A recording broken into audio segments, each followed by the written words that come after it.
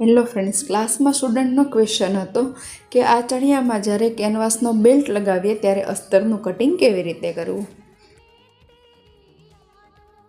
તો અહીંયા તમે જોઈ શકો છો જે કેનવાસનો બેલ્ટ છે તે આપણે અસ્તરમાં જ લગાવેલો છે. તો ચણિયામાં જ્યારે બેલ્ટ લગાવવાનો હોય ત્યારે અસ્તરનું કટિંગ હંમેશા આ રીતે યુરેફ કરવું. અને આ જે કેનવાસનો બેલ્ટ લીધો છે તે 4 મીટર લીધો છે અને તેની પહોળાઈ છે તે 3.5 ઇંચ છે.